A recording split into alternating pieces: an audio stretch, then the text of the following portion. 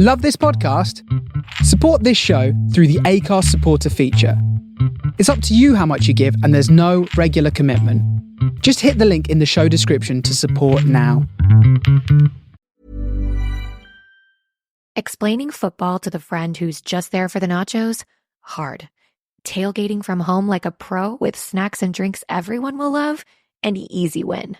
And with Instacart helping deliver the snack time MVPs to your door, you're ready for the game in as fast as 30 minutes. So you never miss a play or lose your seat on the couch or have to go head-to-head for the last chicken wing. Shop Game Day faves on Instacart and enjoy $0 delivery fees on your first 3 grocery orders. Offer valid for a limited time. Other fees and terms apply. This episode is brought to you by Progressive Insurance. You chose to hit play on this podcast today. Smart choice. Make another smart choice with Auto Quote Explorer to compare rates from multiple car insurance companies all at once. Try it at progressive.com. Progressive Casualty Insurance Company and Affiliates. Not available in all states or situations. Prices vary based on how you buy. Ready to pop the question? The jewelers at BlueNile.com have got sparkle down to a science with beautiful lab-grown diamonds worthy of your most brilliant moments. Their lab-grown diamonds are independently graded and guaranteed identical to natural diamonds, and they're ready to ship to your door. Go to BlueNile.com and use promo code LISTEN to get $50 off your purchase of $500 or more. That's code LISTEN at BlueNile.com for $50 off. BlueNile.com, code LISTEN. Le Notti di Cabiria, 188A, quarta. Silenzio! Azione! A Sornazzari, ma io c'ho casa mia, sa, con l'acqua, la luce, il pibigas, non mi manca niente, proprio tutte le comodità, c'ho perfino il termometro. Questa qui, sotto l'archi, non ci ha mai dormito. Ma una volta, o 2.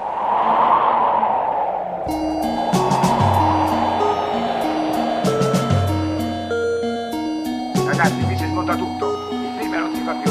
2 giorni qua non ci deve essere più niente, bisogna cominciare subito. Coraggio, al lavoro, buttate giù. Dico bene, autore? Sì, grazie. Arrivederci, ragazzi. Ci vediamo in un prossimo film. Lo speriamo.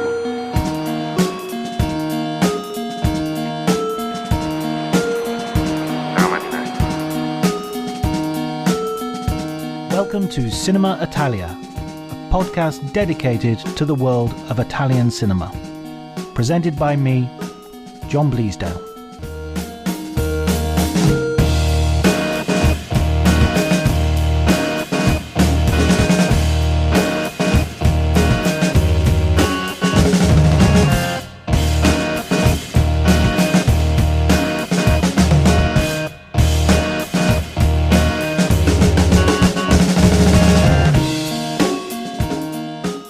Everybody, and welcome to Cinema Italia. My name's John Bleasdale. I'm a writer and film critic, and I'm joined today by David Rooney, the chief film critic of Hollywood Reporter. And today we're going to be talking about Nights of Cabiria, Federico Fellini's masterpiece. I mean, it's difficult, actually, David. I say Federico Fellini's masterpiece, but I mean, there are so many that it's almost as if Federico Fellini's masterpiece is just like saying a Fellini film. Well, yeah, I would agree, but there is definitely some I like a lot more than others, and Cabiria is absolutely my favorite. You know, every time we wrestle every 10 years with what to put in that Sight and Sound poll of the best films of the world, things come and go for me, but Cabiria is always there. I adore that film, and I have to say, yeah, probably I'm in the minority of liking the early Fellini, where he still had one foot very firmly in neorealism, to the later Fellini when he kind of discovered his showmanship and his extravaganza, sort of phantasmagoria kind of Fellini-esque personality really emerged. But I like seeing the roots of it in the early films as well. So I would say my favorites are probably Vitelloni, La Strada, and Cabiria, which are all from the early period, the pre-Dolce Vita Fellini. Yeah, I mean, Lo Cieco Bianco, the White Shake, as well, as one that I would maybe add to that list as a... Fantastic. And Alberto Sordi, you know, an actor who kind of too often was just relegated to playing sticky comedy. It's just so great in that. Do you remember when you first saw this film? I came to it in a roundabout kind of way, a very gay boy kind of way. I came to it via Sweet Charity. And Shirley MacLaine's musical comedy version. Yes, I didn't see it, Sweet Charity, on the stage until much later. So this was the Bob Fosse film version, which he famously had trouble with, tangled with the studios. He was not happy with the way it came out. I get the feeling, even though I think it was never public, that he and Shirley MacLaine did not get on. And he really tussled about the ending.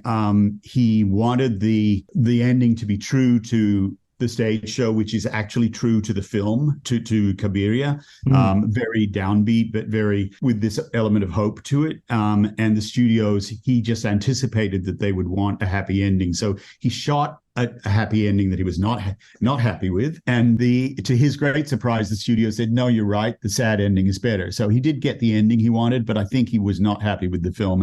And all of that experience, I think, taught him to be tougher and to demand stronger terms when he then went back to do Cabaret and really did sort of find his mojo as Bob Fosse on screen. But so I saw Sweet Charity. I loved the story and I was curious about it. And I think I just went through a sort of a binge period of finding all these Fellini screenings at little repertory houses in Sydney, Australia. And Cabiria was one that just blew me away.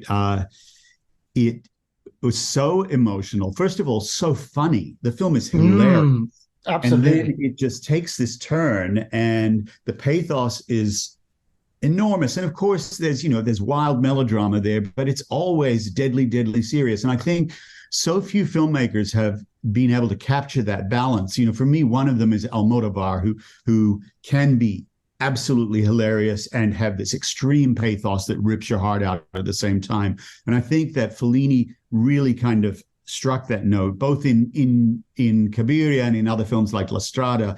I think the combo of Fellini and Giulietta Masina, his wife and his muse, in so many films was just unbeatable. And this film in particular, I have to say, I love the combination, the spectacle and squalor, the sacred and the profane, the dreams and the magic, and then the sort of purity and innocence of that naive earlier time, the cruelty of reality, all these things that come together so beautifully in it. So, I probably saw it, I guess, I'm thinking, very late 70s, maybe 78, 79 at a rep house in Sydney. And then I saw it again much, much later when I had moved to Italy. I was back and forth from Rome when I was living in London in the 80s and had a probably completely ill-advised Italian partner at the time.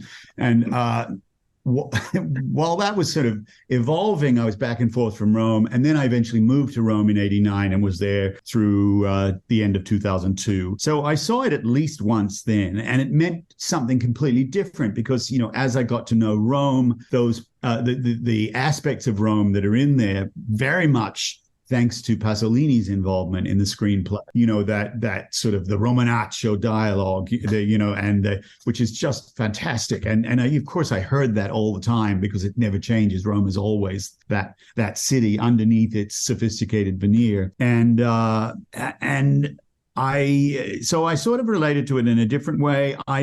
It's weird. It's a film that no matter how many times I see it, I am always surprised by the wallop of it at the end. I always get caught up in it, feel so much for Cabiria. It pulls you in. Massina is just a genius in that film at pulling you in with her sort of her comedy, her clown aspect, her Chaplin-esque walk, the little waddle, the amazing costumes by what was his name? Piero Gherardi, who did the designs, the production design and the costumes. The way he puts her in this little chicken feather bolero, and I was going to mention that. That's perfect. That bolero, it's amazing. That bolero, and the sandals with socks. The sandals with socks is incredible. The hourglass skirt that is so the black skirt with the little fringe on the bottom, the frill on the bottom, and then that my favorite bit is the rain hat with the hole in the back for the ponytail to come out. It is just not what you expect a sex worker to look like, and I think there's so much of that stuff that is so great in the film. But she pulls you in, she makes you invest so much in the character, and then you feel this awful anxiety creeping up when the past repeats itself, and she is well, I'm not going to spoil the ending for anyone who hasn't seen it, but I mean, the ending is devastating and yet beautiful. The final shot of this movie is one of my favorite shots in any movie. It really is just a killer. It breaks your heart and yet somehow manages to elevate you as well and make you feel things are going to be okay somehow, even though how is unclear. I mean, just to give a basic sort of précis of the plot, Cabiria is a sort of nome d'arte of a sex worker who, in the words of, as you say, the Pasolini-esque dialogue, lives the life. She's described. We see her at the very beginning. As one of the urchins in the beginning that saves her from drowning says, "È una per la vita." You know, she's one who lives the life, which was a euphemism back then for being a working girl. Absolutely, and the euphemisms here are wafer thin because they're this is really an explicit film in terms of what's going on. There's nothing. Amazingly so for 1957, right? I mean, no one was making a film about Roman sex workers. Yeah, absolutely. And it was, I mean, must have been so refreshing I'm thinking also of like English language audiences, must have been so refreshing to sort of get these films and just like, wow, they're just so punchy and real and on the, there's all this showy aspect and there's this, but even right at the very beginning, you see her basically being dumped by her boyfriend, but like literally dumped, pushed in a river so he can steal her money. And you get her as, there's a line about, oh, wait, get her before she hits the sewer, the fognatura. Yes. It's just like, it's just so disgusting. Those kids, that seem to live in nothing but shorts or swim trunks, and they're skinny as rakes. They're climbing up the scaffolding. All of those things felt very Pasolinian to me. And, I think all that stuff is so beautifully observed. Everything around that. I think it's Acilia is the area maybe between Rome and Ostia where they shot. So sort of halfway between the city and the beach, the beach kind of satellite city. It's such poverty there, such humble kind of means they're living by. I mean, Cabiria's cinder block house is practically a bunker. It's such an unaccommodating sort of weird brutalist structure. And when she sells the house late in the film, she sells it to people even poorer than her. That looks like they're on their truck loaded up with everything that they own, and they look like they've stepped out of the grapes of wrath. I mean, the other thing that really strikes me every time I see this film and that I forget is just the explicitness of its examination of the giant wealth divide. You've got all the toffs of Via Veneto and all the, even the high-class prostitutes that are working Via Veneto are a world apart from the women doing at the Passeggiata Archeologica, the Baths of Caracalla, where Cabiria and all her cohorts are working. They're just a different breed altogether. And, I mean, the difference between that and the poverty of, her talking about some of the girls who live under the arches at Caracalla, and she's very proud of having her own house with utilities. She has water and electricity, which obviously was not a given for people living in that part of Rome at that time, which is weird because 1957 was the economic boom was in full swing in Italy, but it's so far away from these characters, so distant from them, and nowhere more so in the scenes that I always forget, where the Good Samaritan that she meets on the road home one night with his big bag of blankets and food and things, he's going around feeding people who live in the grottos. They live in the caves underground. And I mean, correct me if I'm wrong, John, but was that sequence not originally cut by the censors and then restored later? Exactly. It was censored after the original showing. So it was shown once, but then thereafter it was censored until the 80s or the 90s. I think it was... Because I know when it was released in America and other countries, it was released, I think, without that sequence. And it's such a beautiful moment because you also see you'll see what happens to the sex worker in the character Bomba, who is, you know, slightly mad, living in a grotto, thrilled that the Good Samaritan has come by to give her some food or whatever, and immediately goes into this kind of reverie of boasting about, you know, I once had an apartment in Rome and another one in Ostia. Men would give me furs and jewels, and I had money and things. And Cabiria says, you know, she's not wrong.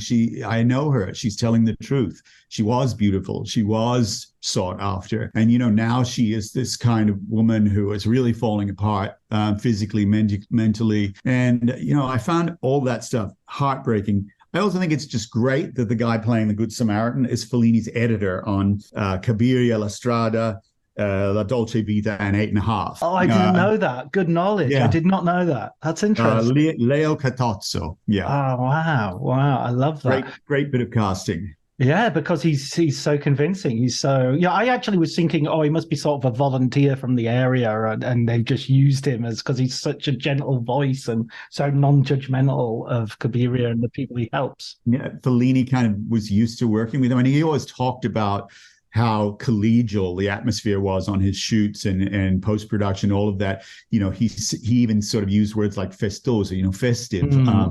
And he, I think, like to maintain a very friendly working atmosphere. You know, Flaiano and Pinelli, his regular script collaborators, always talked about it as well. But I think was not always the case with every Italian director. So, you know, maybe just got chummy with this editor, loved the sound of his voice, and somehow identified him. I mean, you know, every time I hear an interview where Fellini talked about his casting process, it's always so fascinating that he would write the character a certain way and then, you know, start to see people coming in for auditions and just see a face that was nothing like the one he had written, or a body type that was nothing like the one he had written, and think, no, wait, I can imagine this person in that role. So would completely rethink it on the fly. Just great stuff. And I love that cave scene that you talked about as well, because of it reminded me of Roberto Rossellini's Paisan. There's a similar scene of absolute poverty in Napoli with a black GI. But as you say, this is 1950. 10 years have passed, and you would think that things had changed. I mean, the economic boom those divisions exist, and the economic boom is to some extent touching because like one of the prostitutes has her own Fiat, and they're all shouting about. And wait, 1957 was the year the Fiat 500 came out. I think it is a Fiat 500, right? Yeah, absolutely it is, yeah. Very cool. I mean, I have to say it was very cool to see the new version of the Fiat 500 in the new Mission Impossible film. Those cars are such a part of Italy, and I love that a version of them still exists. There's these weird little matchbox cars on, you know, they're like toys. And of course, Italy is still world famous, worst country in the world for parking. So you know, a tiny little toy car is the best thing you can have. Absolutely. And I love the way she gets in the car. The working girl who's I think maybe one of the only ones who's actually got a pimp. There's a pimp who's trying to recruit Cabiria. Called Hamleto. That's so good, isn't it? That's so good. Yeah. I love it when they all go to church and the guy turns around and he takes his uncle who they, you know, the women are the working girls are all kind of scoffing at the idea of the uncle getting any kind of redemption. It's the sanctuary of Our Lady of Divine Love, right? Divino Amore. And they're all I love that they very rudely, in a way you would never get around to now, call him Erzoppo, you know, the cripple. But it's so politically incorrect now. But I don't think he has a name. But the uncle who they scoff at the idea of this person who made his money selling cocaine and pimping women, it could possibly be sort of touched by the grace of Mary, of the Madonna. And that scene is so great. It's so Fellini too, that, you know, you've got this high religiosity of you know, people hoping for a cure to this shrine, and at the same time it's pure spectacle, you know, from the lights in the church. There's a sort of a light that looks like it should be at a music hall, at a variety show, that is sort of Viva la Madonna or Viva la Maria or something in lights, and it's just so theatrical and kitschy and fantastic and pure Fellini. You know, I just think he was trying out ideas here. Well, you know, as I said before, like keeping a foot in neorealism, and all that stuff with Grotto, with the cave dwellers, is pure neorealism. You know, it's so linked to what Rossellini and other filmmakers were doing back then. And yet there are little touches of Fellini, like the La Bomba, the former prostitute who is living underground, you know, her extravagance, the glory that she sort of still draws from her past is so Fellini as well. I mean, I love the way it sort of crosses all those boundaries, this film. And she's kind of like a warning to Cabiria. She's like a future Cabiria, and also a key maybe to Cabiria's own character, that there's this sort of self-protecting exuberance to her, and you know, a certain lack of self-awareness that you just need to defend yourself in that situation. She can't throughout the film, she doesn't, you admire her for not reacting to how people are treating her, and then every now and again she just gets it. She suddenly sees someone's face when she's dancing in the nightclub with the famous actor, and she's enjoying herself. Nightclub. Oh, mambo! And when she just first of all, she's sort of somewhat decorous with the dance, and then she's just like, what the fuck? Sorry, can I swear on this? Yeah, go ahead, man. Go ahead. She's just like into it and doing her mambo, and you know, Amedeo Nazzari, who I love that he's playing, you know, such a disguised version of himself. The Italian Errol Flynn playing Alberto Lazzari. It was like, it could not be closer to his own name. The spoonerism, practically asleep on the dance floor while she just goes into crazy mode. And who cares about the withering looks she's getting from everybody else in the club, the staff and the other patrons? I mean, she just rises above it. I mean, I have to say, I love the belligerence and the feistiness of this character. I love that she is so free-spirited and so able to find joy. And just, you know, on the street, dancing, you know, doing her little dance steps randomly. She everything about her physicality just gives me Charlie Chaplin. But I think that, you know, she does have her defense. She does have that sort of way of not acknowledging, but I think it's when her mask comes down and she does reveal the yearning that's underneath all that the film is at its most poignant. You know, and that happens, of course, in the sanctuary scene where she is, you know, she turns up like she's along for the ride with Amleto and his uncle on crutches and the other women, and she's really just along for the ride. She's sort of shrugging at it. You get this feeling she's kind of left aside her Catholic upbringing, and yet when she's very respectful. She puts the scarf over her head on the way into the church. She takes a candle, and by the time she lights that candle, you know, she's asked Wanda, the fabulous Wanda, who I would love to talk about some more, but she's asked her, how does the act of contrition go again? You know, she's forgotten all of that past, and it all comes back when she lights the candle, and suddenly she is this desperate woman in tears pleading to the Madonna, you helped me to change my life. I mean, I find that scene just completely heartbreaking. And those moments where she reveals the self that she's hiding underneath this belligerent, warmongering facade, where she's ready to pick a fight with anyone, is just heartbreaking. I do also love the other woman that she fights with, the other version of a Bomba, who is sort of on the way there, the mad woman with this sort of Louise Brooks, the Pandora kind of ball. The Grand Dame, as she self-identifies. Yes, io sono la Gran Dama. I love her constant abuse that she's hurling at the other women. Arrest them all! The cops turn. I'm not running. Arrest them all!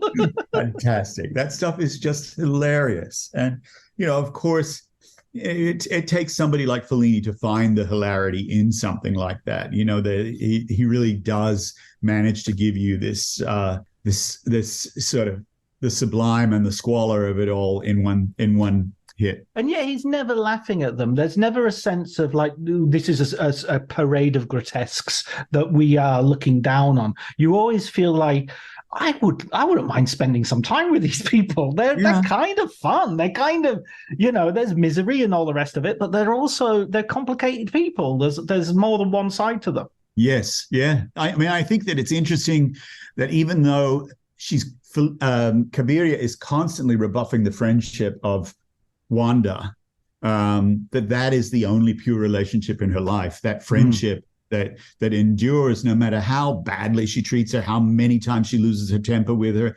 how frequently she dismisses every very, very keen and incisive observation that Wanda usually makes.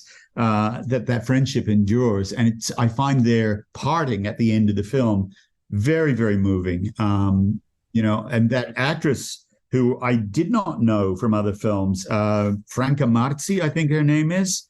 It was interesting. I saw an interview that, again, Piero Gherardi, the designer, talked about how she was actually quite slender compared to how she appears in the film. She's this statuesque, solid woman who just physically, when she's walking along next to teeny tiny little Giulietta Masina, their physicality together is hilarious, just the sight of them. But he talked about padding out her ass. She has a big padded bum and padded breasts, and he used some kind of bra filled with water. This is way before the water bra or the Wonder bra or any of those inventions came along. And every morning on the shoot, they had to refill the bra with water and make sure there were no leaks and things, so that Wanda could have this fantastic physical presence. And I love that she's so elegant. Even when she's wandering around the town, she's in these kind of long beaded dresses and the heels and things. She's walking on these unpaved gravel roads in heels. And you just think, yeah, she is, I mean, she's absolute class. Yeah, exactly. There's a concept that I always come back to. I think it's a really useful critical idea, the idea of romantic irony, where you can laugh at something, but also the thing that you're laughing at survives. Yes. Mozart's love operettas, everybody's mixed up and is singing to the wrong people, and they singing to people they don't think they're in love with, but they're actually in love with, and husbands singing to their adulterous lovers who turn out to be their wives in disguise. And yet the love survives. And I found myself thinking about romantic irony as I rewatched this movie and thought, yeah, the as you said, there's the friendship is tried and tried and tried, but it's real and it's there. These people have real struggles and you're laughing at them, but there's resilience and there's survival. I think resilience is the key word, particularly about Cabiria. I mean, the resilience is there in that final shot, which, okay, let's spoil it. It's a film from 1957. If you haven't seen it by this point, so she has lost everything in the cruelest, most humiliating, devastating way possible. She's begged this person who's betrayed her to kill her, to toss her off the cliff, which was obviously his original intention before he had a crisis of conscience and got nervous. But still took the money. Yeah, still took the money. It took everything she had, and she's left with nothing at the end. But she falls in with this group of revelers, this young crowd partying, dancing, singing along the street. And a young woman who could be her at a younger age says, buonasera or whatever. And the Nino Rota music, which has been absent for such a long stretch of the film, comes back via the musicians playing on the street.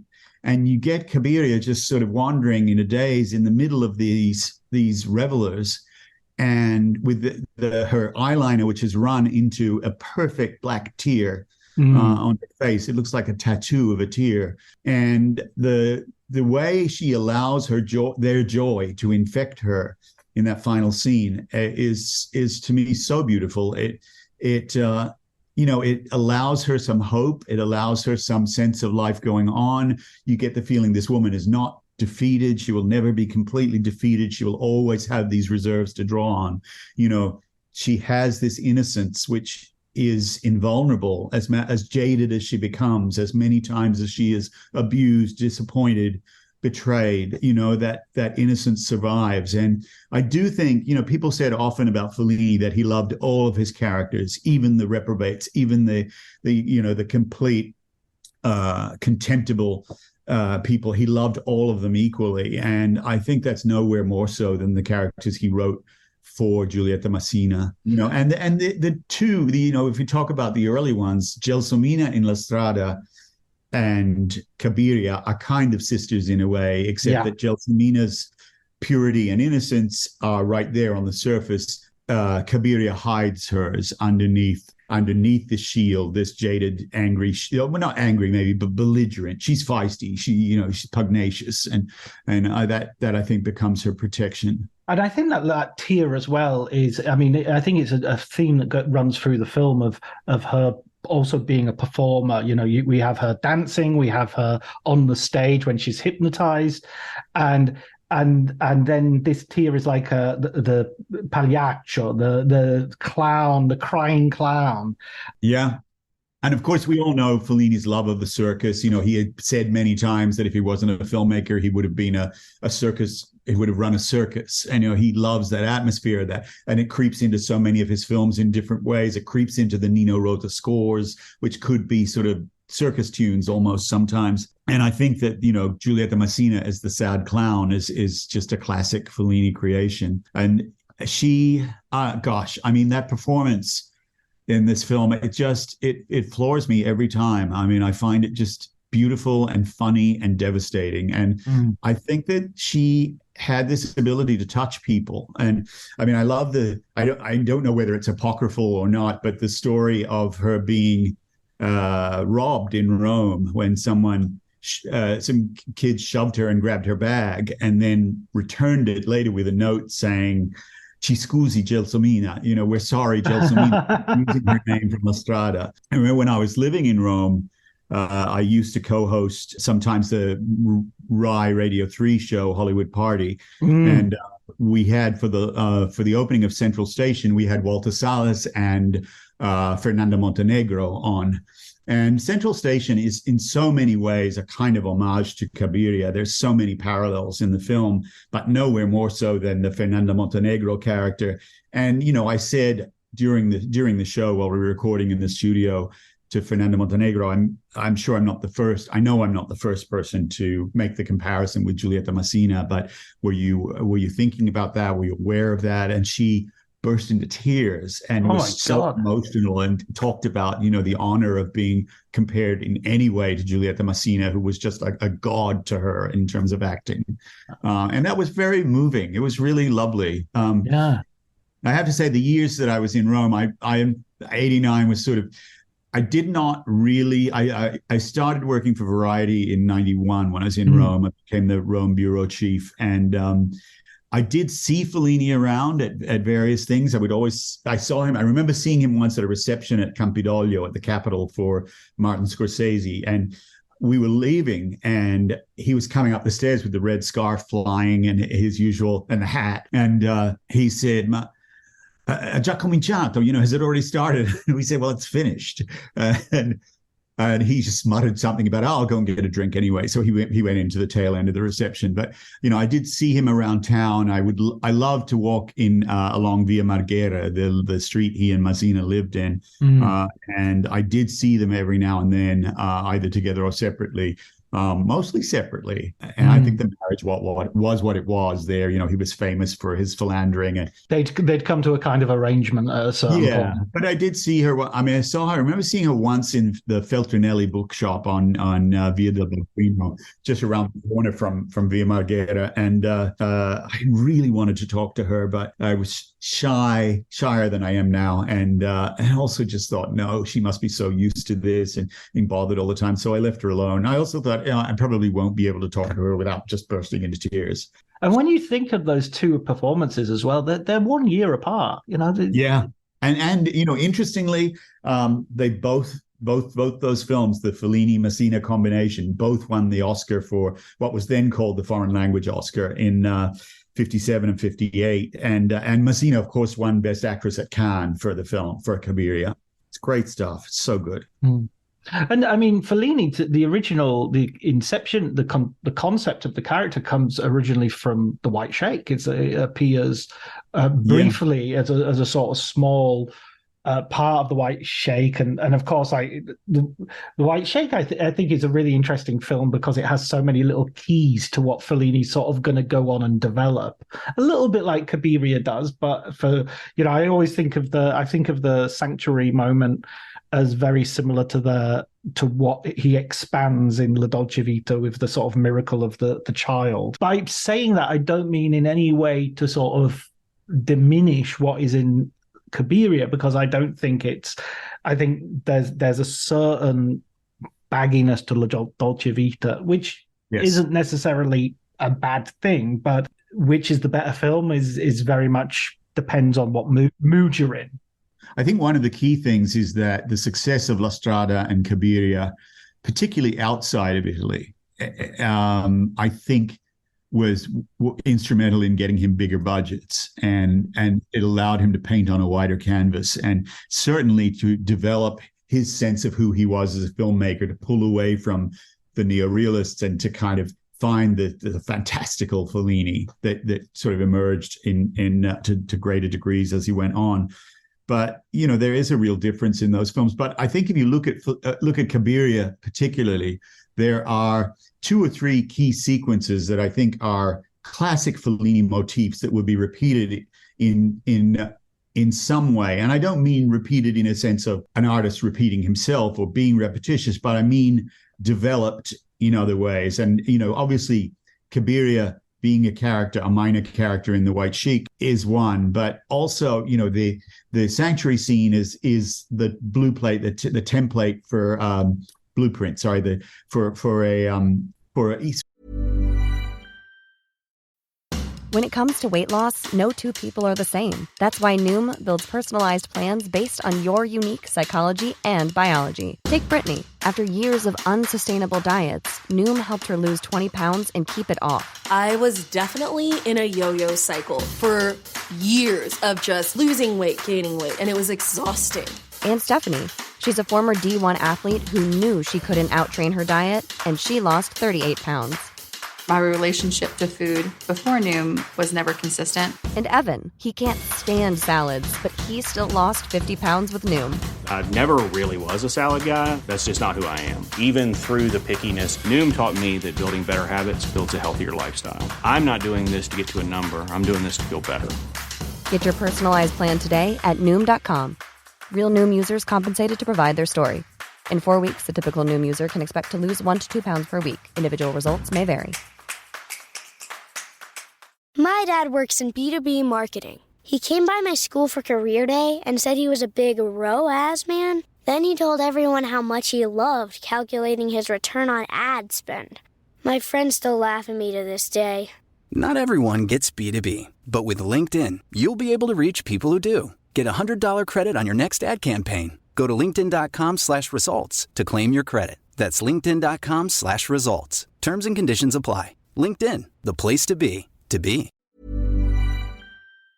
For scenes that would happen in later films, but also the scene with the magician, the variety show, is such a great Fellini scene and so cruel that she is there in this audience full of rowdy men. She's hypnotized, and while she's hypnotized on stage, she completely regresses back to the 18-year-old girl with the long dark hair, going to mass every Sunday with her mother. She's still called Maria at that stage, which is could not get a holier name. And she reveals the yearning for romance, for security, love, comfort, all those things that she doesn't have. And she is loath to reveal those when she is out and about and being herself. She's sort of constantly saying, I don't need anything. I have my own house. I have the utilities. I have everything I want. She refuses to have a pimp when Amleto suggests, why don't you come work with me? I'll take care of you. She's like, no, I don't need anything. And yet she's just been cruelly ripped off and thrown in the river to drown.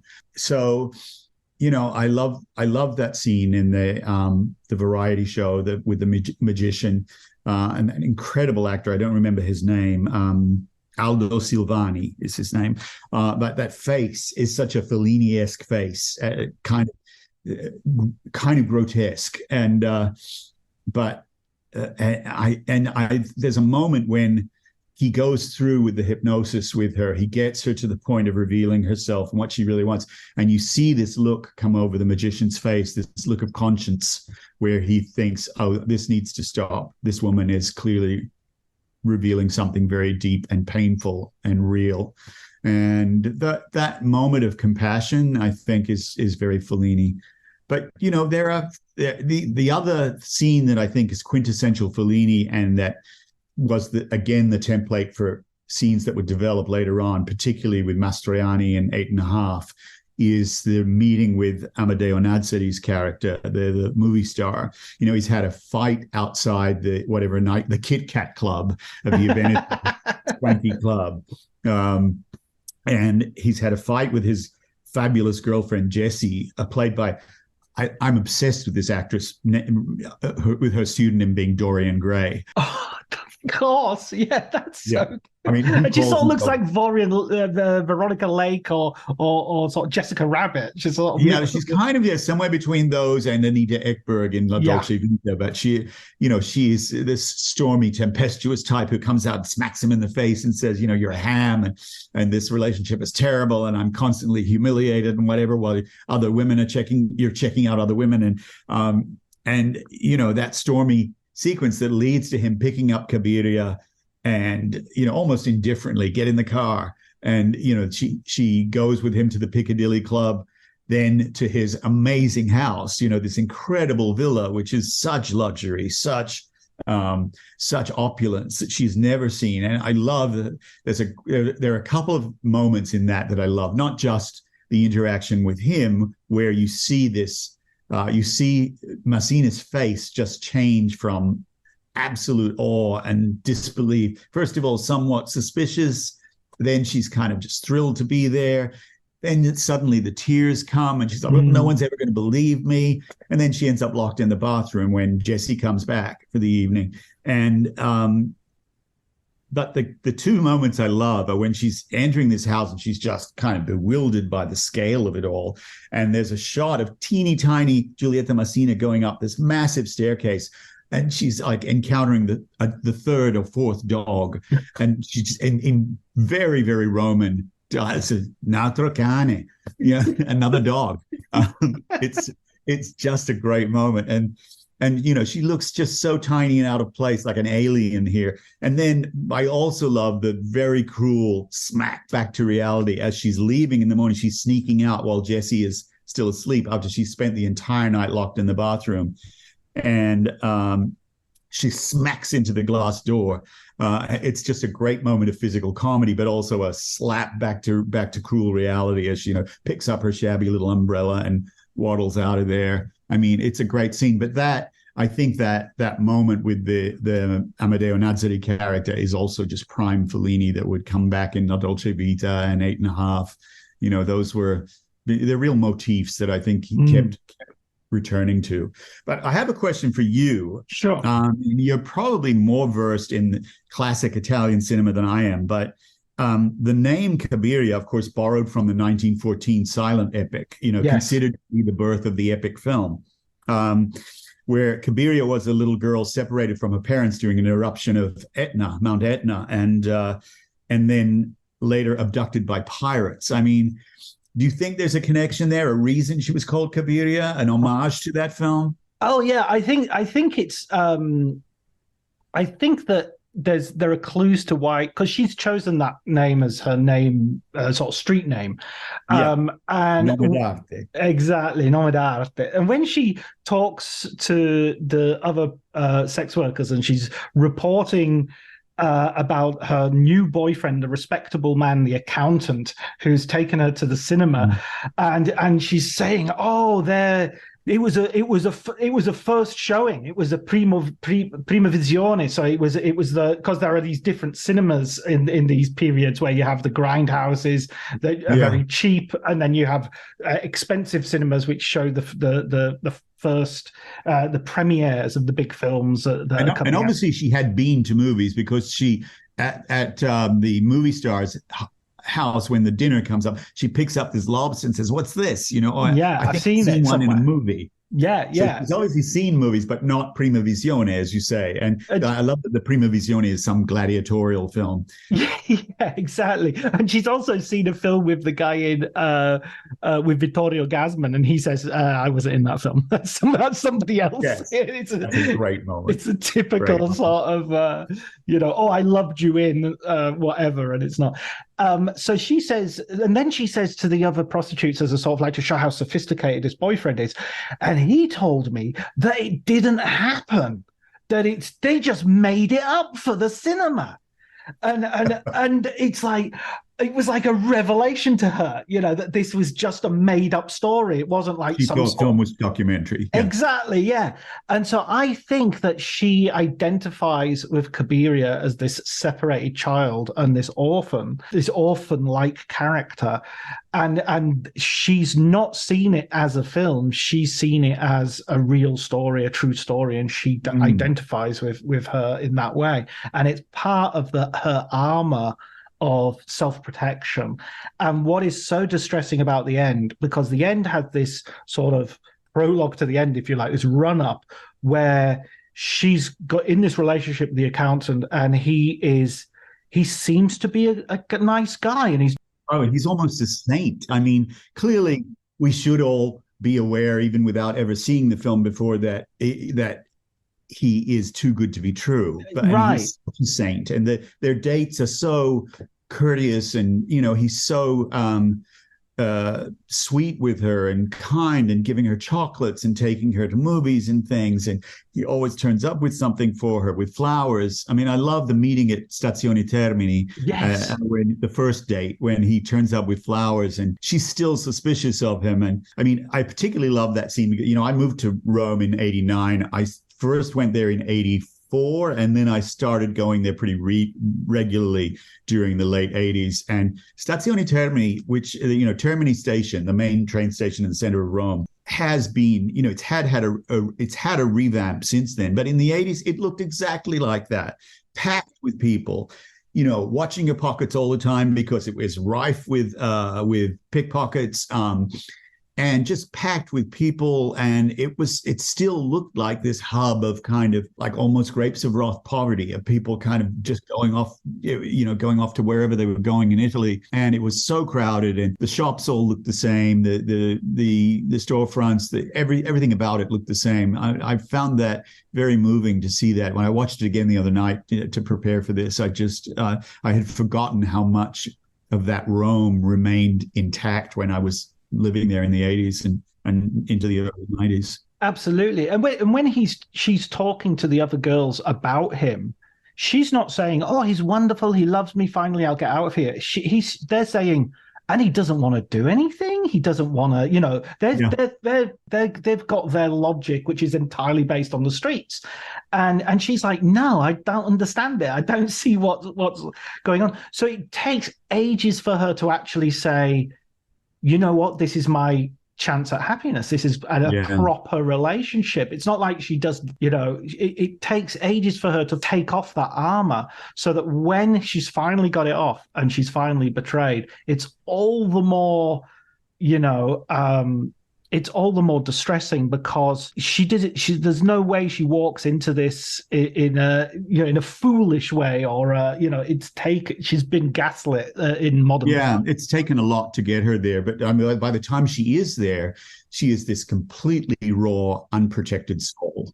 She is absolutely the most vulnerable creature, and I find the scenes where he takes her to the restaurant, where he takes her before the long walk through the woods, where you have this sort of sinking feeling, oh God, this is going to go very badly. And, gets her to the edge of a cliff. And you see his face, even in the restaurant scene, start to transform. You see his nervousness as he tells her to put the great wad of money. It's like, it's 700,000 lira or something, which was a lot back then for someone of that income bracket, especially. And you just see that come out, and you start to feel this sense of dread in the pit of your stomach that grows and grows and grows. And it's heartbreaking that it takes her so long to see it. But, I love that entire sequence. It's just, it rips your heart out. And I'm assuming, I think that was filmed at Castel Gandolfi, which used to be the papal summer residence. And it's a beautiful part of Rome. And there's just this amazing light on the lake as well. And I think he actually comments on it. He says something like, "Oh, what a strange light, what a strange atmosphere." I think he says something about it's magical. That's right. Yeah. Well, they go there for the sunset, I think. But it's, it is a terrible and beautiful part of the movie. It's really, really quite something. Yeah, and to just go back briefly to the sequence in the house that you talked, I love the fact that you brought up those 2 points, because those are exactly the points that when I was rewatching it, I laughed my head off at the pratfall of the glass door. As cruel as the point is, it's also so her sense of funny. physical comedy is so great. It's amazing. It's absolutely peerless, and the fact that could have been a silent film actor. Without a doubt, she could have been a Keaton. She could have been a Chaplin, and yet at the same time, she never breaks character. It's all completely in character. Even that dance she does could easily be a bit, but it isn't. Yeah. It's exactly what that character would dance like.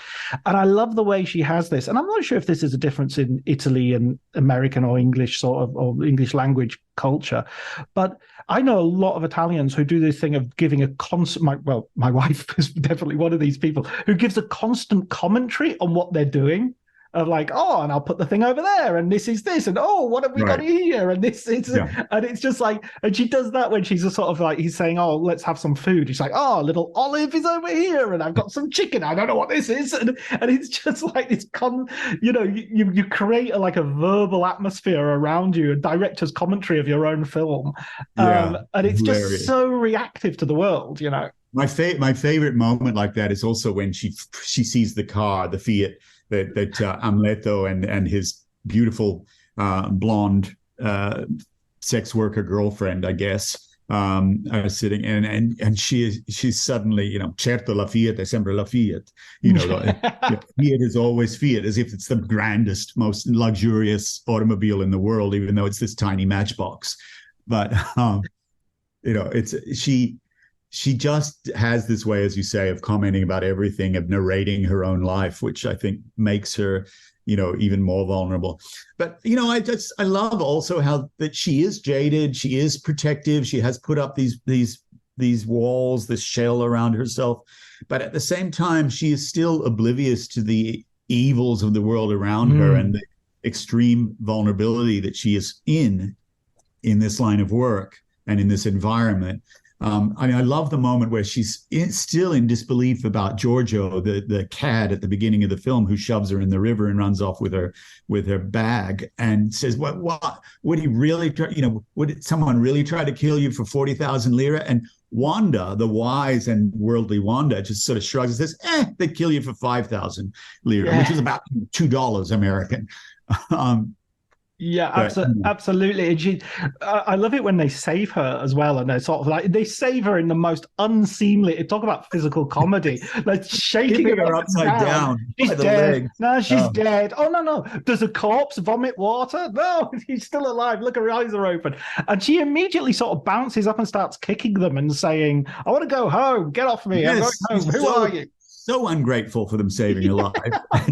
Where are my shoes? There's some very beautiful Roman moments there, like there's a young couple and he's very interested in running in to see what's going on, and the woman standing back says, "No, paura." She's afraid to see. Like, it's this superstition about seeing the dead is very Italian. I felt like there's a lot of Pasolini in those moments too.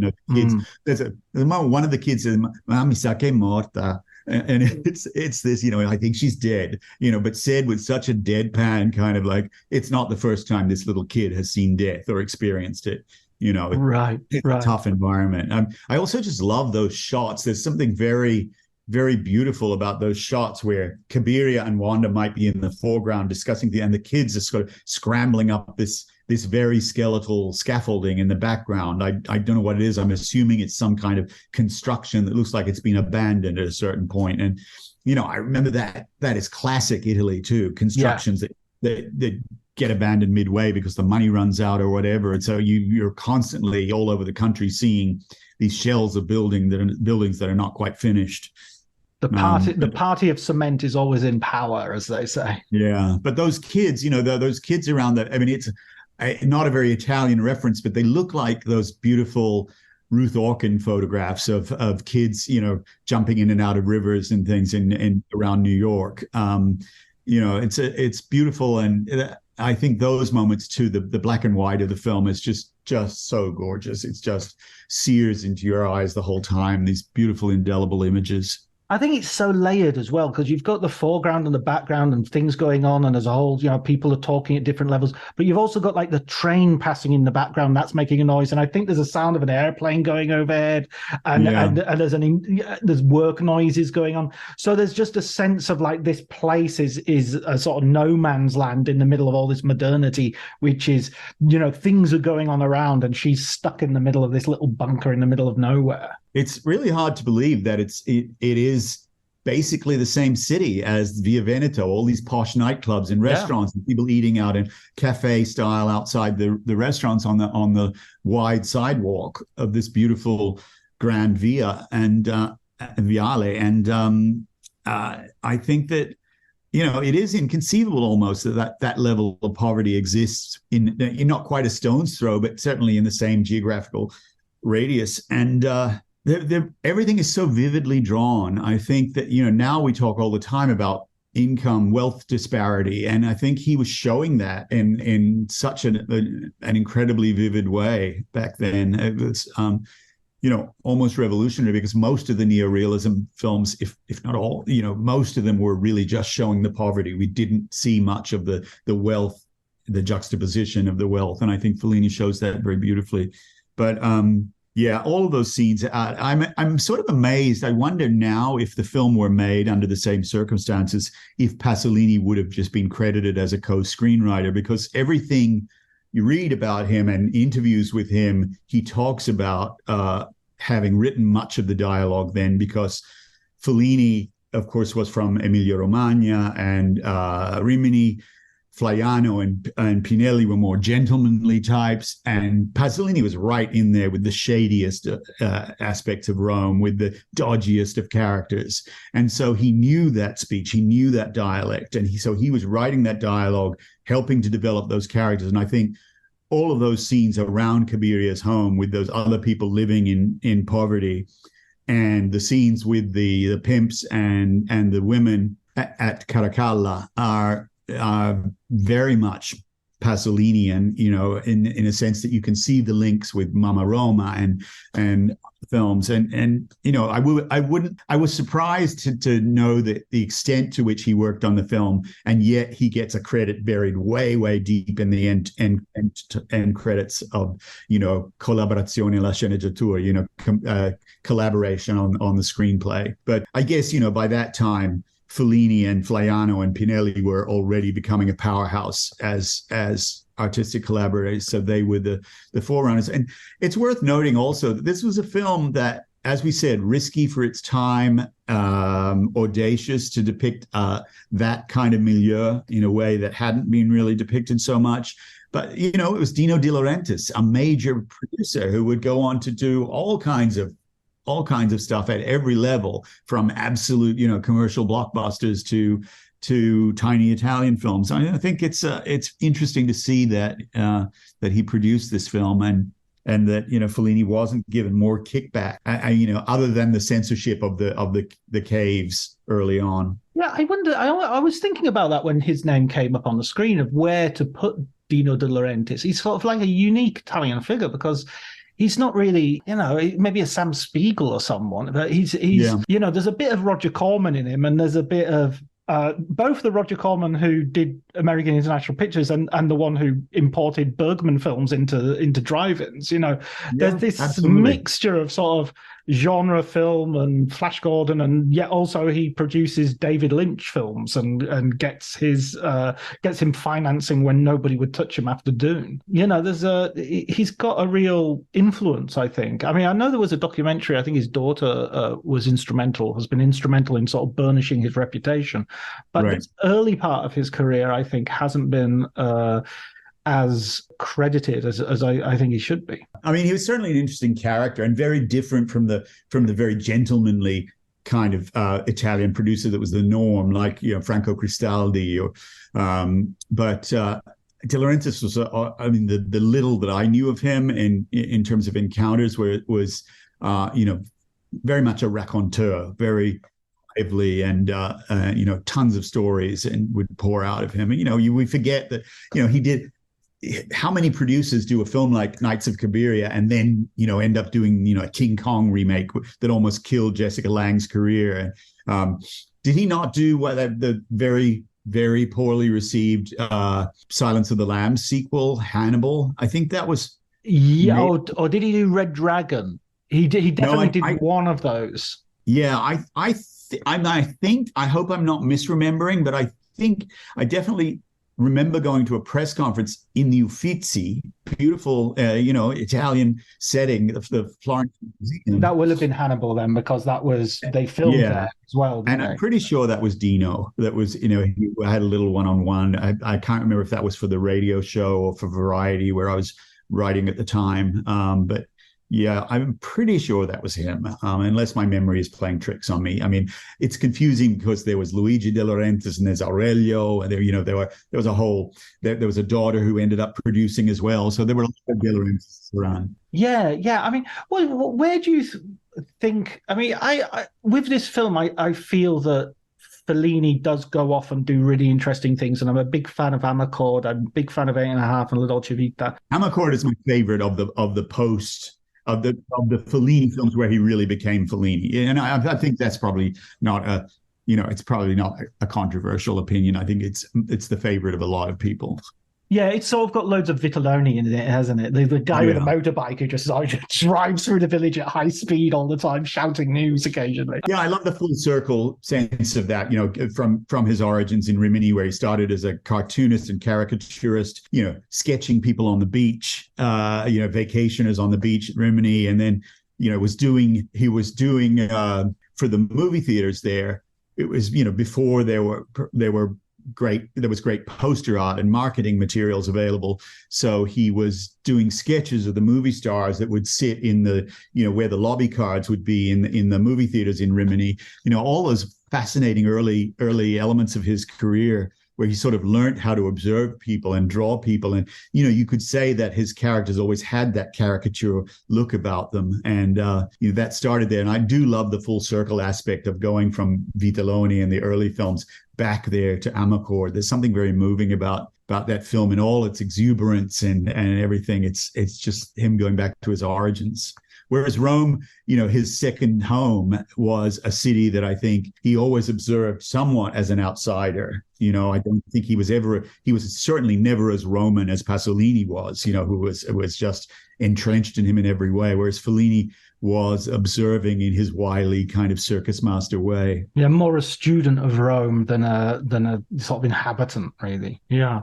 Well, listen, this has been a great conversation. I've really enjoyed talking to you about Nights of Cabiria. Is there any other, maybe a recommendation you could give our listeners for an Italian film that they might not know just any random sort of maybe even something you've seen quite recently? Because I always feel that we look at these golden ages of Italian movies, and rightly so, and it's nice to sort of point people towards something maybe a bit more recent that has been done. I don't know about a bit more recent. I will say the breakup from that Italian partner was so unpleasant. I mean, we're friends again now. Weirdly, like 25 years later, we're actually friends again at long distance. But back then, it was unpleasant, and it was my sort of ushering into the millennium, where the millennium, it was 2000 when it happened, and I was so over it by the time I left Italy after 13 years in Rome that I had this almost physical rejection of Italian film. I had reviewed so much Italian cinema. I'd written about it extensively. So I kind of had a rejection of it. And now when I'm at film festivals like Venice or Cannes and there are new Italian films, I tend to be very sparing about the ones I agree to take on. And no film drove me insane with annoyance to the degree this year of Nanni Moretti's film, which was in Cannes, A Brighter Tomorrow. I mean, it was so self-indulgent, navel-gazing in a way that Moretti has always been to some extent, but he has been in more insightful, amusing ways. This way was just pure self-indulgent about being Nanni Moretti, being the most fantastic, interesting thing you could have. And it was actually dull as fuck. But and just annoying and glib and facetious in all kinds of ways. But so I don't know about recent films. I mean, I really thought that the Paolo Sorrentino's film La Mano di Dio, Hand of God, was underrated. And I think that's a very Sorrentino has always been accused of lifting from Fellini, nowhere more so than The Great Beauty. And this film does so as well. But I thought there was a real sincerity to it and a sense of the personal that's not often there in Sorrentino's films. It's easy to see. It's on Netflix anywhere in the world, so it's so easy to see. And I think I also like that film a lot because it's the 80s. I was in Italy for the tail end of the 80s, and the whole excitement built around Maradona joining the Napoli football team is so Italian. And I think there's some fantastic stuff in that film. In terms of older films, I love all of the De Sica comedies with Sophia Loren and Marcello Mastroianni, and De Sica as an actor as well. But one favorite of mine, a Commedia all'Italiana, which I think never gets the love that it should, is Risate di Gioia, Monicelli's film. I think in English it's called, it literally would translate as Laughter of Joy, and Joy is the name of the character. But I think it has another title. I can't remember what it was, but a Monicelli film with Anna Magnani in a comedy role. And, Anna Magnani we think of as dramatic fireworks, but she is priceless in comedy. She is so great. And she's playing an extra at Cinecittà. She makes her living appearing in crowd scenes at Cinecittà in biblical epics and things. So that in itself I thought was fantastic and hilarious. And she is swindled and ends up in prison. She has this disastrous New Year's Eve where she's out with Ben Gazzara, who of course we know from his American films, but one of his rare Italian films. Very, very funny, and so much great stuff about the church in that. I mean, it revolves around sacred necklaces that are stolen off a Madonna statue in a church. And it is a great film. I find it hilarious, and Magnani's performance in it is one of my favorites. So I would say that is a film. Everybody knows Big Deal on Madonna Street and the classic Monicelli comedies, but Risate di Gioia is one of my favorites. Absolutely, I've not seen that. I'm gonna put that in my watch list straight away. I just recently watched Boccaccio 70, and that's Fellini, Monicelli, De Sica, and Visconti. So those portmanteau films are incredible. Yeah. They're very uneven. Some are better than others, and some episodes are better than others. But occasionally you will get one that's a complete gem. There's one, I can't remember what it's called, and I can't even remember who directed the segment, but it's basically a taxi ride in which Anna Magnani has an argument with the cab driver about whether her dog, which she's taking in the taxi, is a lap dog or not a lap dog, because a lap dog gets in for free, and the taxi driver maintains that it's bigger than a lap dog, so she has to pay extra. And she gets into this incredibly Magnani-esque screaming match with the cab driver, and it's just the most hilarious. Like 10 minutes or whatever it is, 15 minutes. It's such a great piece. And it's Magnani in Rome just firing on all cylinders. What more do we need? And apparently, this was a little footnote I read somewhere that Cabiria, I think Cabiria, that originally, he says it was written for Massina, but there's somewhere I read that Magnani was at some point considered for this film. That she read, I don't know whether this is true or not. I read it somewhere. It wasn't particularly well sourced, but somebody had said Magnani apparently read the script, read the scene with Amedeo Nazzari, and said, "Really, Federico, do you think I would let some asshole lock me in a bathroom for an entire night?" And she wasn't interested. But I don't know. I like to think that it was written for Massina and nobody else, because certainly nobody else could have played it that way. And it's the reason we still love that film today. Exactly. I got a feeling Massina would make any script into a Massina film ultimately, because just of she's an actress who feels like she's writing it herself. I mean, not by in any sense of artificiality, but it feels like she is. You should credit her as well with a major part of the creative process. Yeah, I mean, it's interesting that Fellini talks about. He had talked in interviews about how free his scripts were and how the characters are never really set in stone until he starts shooting and starts getting the actors in there.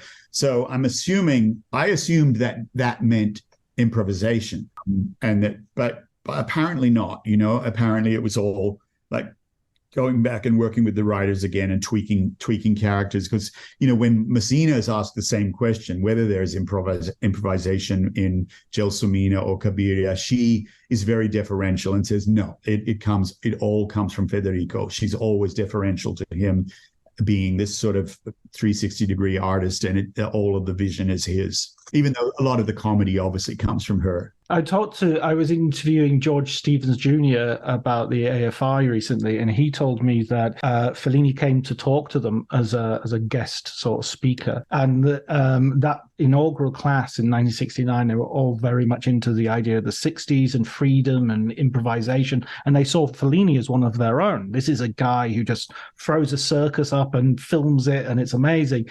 Right. And so they asked him this question: how much is improvisation important to your process? And he went, not at all. I have prepared everything. Everything is written, everything is worked out in advance. And then if something happens, that's great. But I'm not, it's time is too expensive for me to be trying to work it out as I'm, and it was fun because George Stevens Jr. from his father comes from the old school. And so he was saying it was we won that argument. Yes, you need to learn how to make a film. You can't just turn up with a camera, Discipline, budget, stick to it, stick to the plan, all of that. Yeah, exactly. Well, listen, David, it's an absolute joy talking to you. And same for me, John. I really, really had a nice time. Thank you. Brilliant. Take care, man. See you in Venice.